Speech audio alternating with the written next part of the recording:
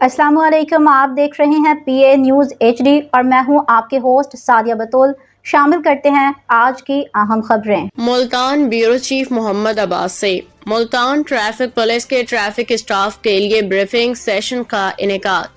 कायम मुकाम CTO मुल्तान कायनात अजहर खान की जानब से ट्रैफिक कवानीन की खिलाफ वर्जी करने वाले ड्राइवरान के खिलाफ इन्फोर्समेंट के अमल मजीद मौसर बनाने की हिदायत जारी।